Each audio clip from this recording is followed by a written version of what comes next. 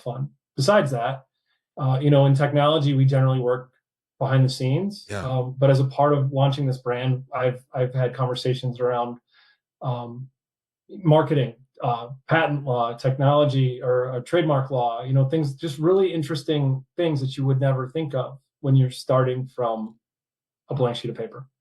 Let's talk about that. Starting from a blank sheet of paper, I know and I hear this from many financial brand leaders, particularly community leaders, whether a community bank or a credit union.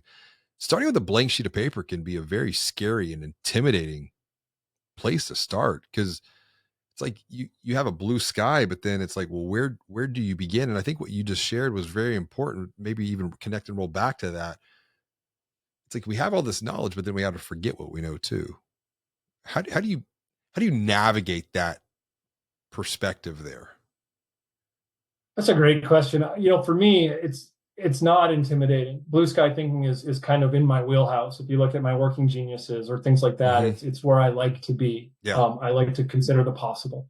So, I think what we do, or what we did, was start looking at what we would do if we didn't have all the knowledge. How would you do this right based on what we know is right today? We're not encumbered, not just by the knowledge, but by all of the history and the practices and the procedures. And so we got to start from zero, which is an opportunity, not really a threat, if you will. I don't, that's the wrong word, but Hmm. it was a really unique opportunity because we can start with all of the modern technology.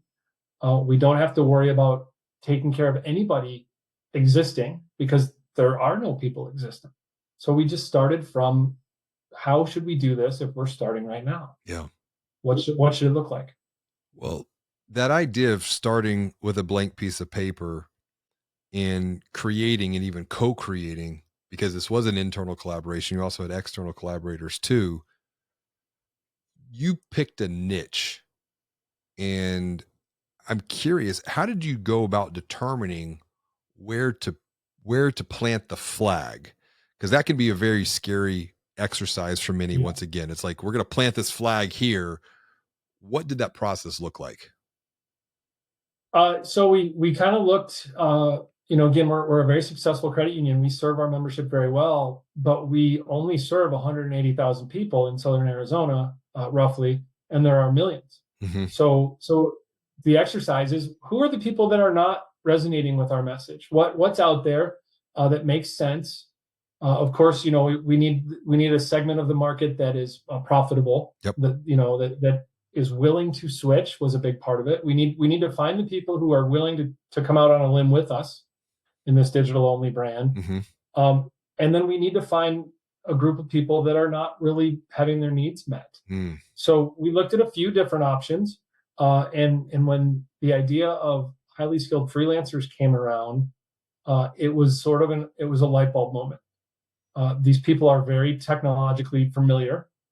They're already, heavy in their phones in the app environment. They're willing to use that. They'll trust the technology. Yeah. They are not business customers or members. They're not retail. They're kind of in the middle. There's this world they live in that it's not quite uh, acknowledged. Some might call them, businesses hiding in retail.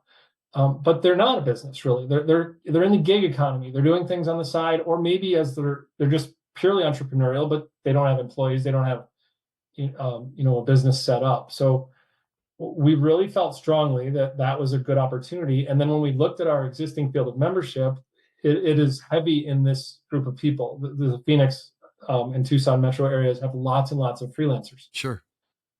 So that's how we got there. So you had some affinity already at the local market level. Does the potential for growth with Hustle go beyond the local market? Does it expand into a larger geographic? And the geographic is then not a major factor because you're focused on a particular market segment, the niche, once again, with the freelancer market here.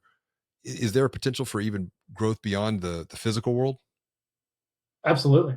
Yeah, I think there are, just because our existing field of membership in over indexes or has a high percentage of these people, Hmm. that's great. But there's a high percentage of these people across the country. Yeah. in different areas. And I do think that our total addressable market scales with the geography, and we certainly will look to take advantage of that and go beyond just the bounds of our geography.